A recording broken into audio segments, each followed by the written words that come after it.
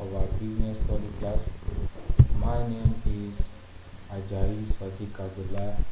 I shall be taking you through the topic trade. So let's proceed. We shall be looking at topic outlines for our today's class.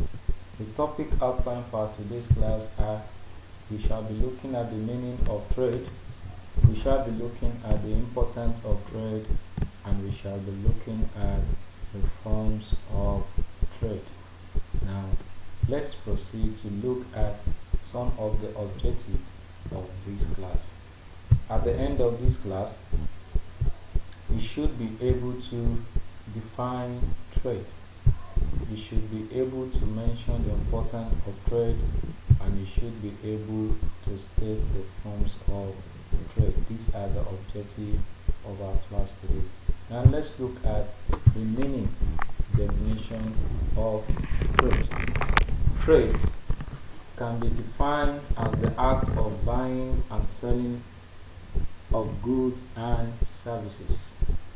Trade can be defined as the act of buying and selling of goods and services. Trade involves two sets of people, which are the buyer and the seller of goods and services. For trade to take place, there must be a buyer and there must be a seller. Now, let's look at the importance of trade. There are so many importance of trade, but for this class, we shall be limiting ourselves to some of these important. The first one is it is a means of easy exchange of goods and services. When we trade, it makes it easy for buyer and seller to exchange goods and services. Also, another importance of trade, it makes a person get what he or she needs. For whosoever wants goods will be able to get that good through buying and selling, which is referred to as trade. It makes a good transport system possible, as this is needed for trading. When we buy and sell, it makes our transportation system easy and it makes it develop. Also, trading involves other activities that make the country grow, such as tourism, such as warehousing, such as constant electricity, and some other aspects of our economy which trade make it grow. Also, trade make it possible for people to satisfy their wants. Trade make it possible for people to satisfy their wants. Now, let's look at the forms of trade. Forms of trade. In this class, forms of trade is classified into two. We have the home trade and we have the foreign trade. Trade is classified into two, the home trade and the foreign trade. Now, let's look at each of these forms one after the other. We shall be looking at the home trade. Home trade, this refers to domestic trade. This refers to domestic trade. It is the buying and selling of goods and services within the country.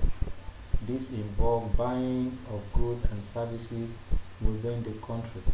It involves the use of home or domestic currency.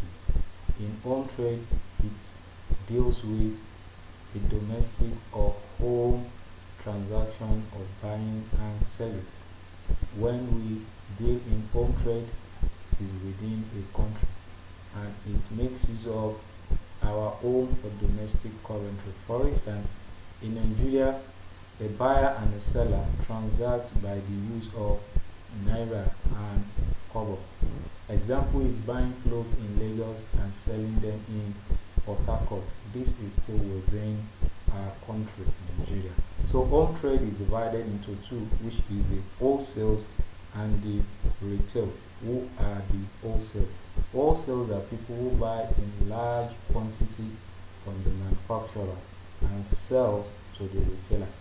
Why the retailer are those that buy in small quantity from the wholesaler and sells to the final consumer. So these are the two sub classification of home trade. So let's proceed to the foreign trade, which is the second classification of trade. Now, foreign trade refers to trade between two or more countries. It refers to a trade between two or more countries, and this trade is the same as international trade. Foreign trade is also refers to as international trade. Example is the trade between Nigeria and the United States of America. Right. So another aspect of foreign trade is foreign trade involves the use of different currencies and language. It involves the use of different currencies and language.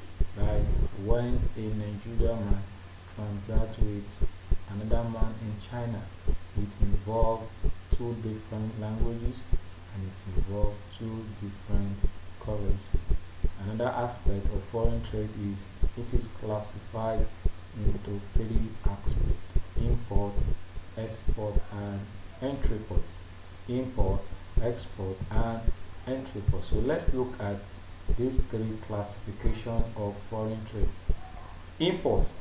It involves the bringing in of goods made in one country into another country. When a good is brought from another country into a particular country, it is referred to as import. Nigeria import cars, machines from Britain. These are referred to as import trade. Export is concerned with the selling of goods to other countries, either raw materials or finished goods made in one country. For instance, Nigeria produces cocoa, granite, rubber, crude oil, and send it to other countries which are in need of these raw materials. So these are referred to as export trade. Entry port. It is the exporting of goods imported in from one country to another without adding any value to it. For instance, Nigeria import goods from China and send it down to Ghana. This is referred to as entry ports. So these are the three classifications of foreign trade. Now let's give a brief summary of our today's class. We said trade has to do with buying and selling of goods and services. It is classified into two: home trade and foreign trade. Home trade refers to when we deal within a country, and it is classified into two: wholesale trade and retail. We also have the foreign trade, which is also classified into three aspects, which are import trade, export trade, and entry port. So these are the different classification of trade. Now here is a brief assessment of what has been discussed. Dash is the act of buying and selling of goods and services. The act of buying and selling of goods and services is referred to as dash. 2. Another name of home trade is dash. What other name do we have for home trade? 3. The trade within the same country is the dash. The trade within the same country is the dash. And the fourth one is foreign trade can be classified into dash, dash, and dash. Foreign trade can be classified into dash, dash, and dash. And the fifth one is mention three importance of trade. The assignment is submitted to training@educom.com. Thank you.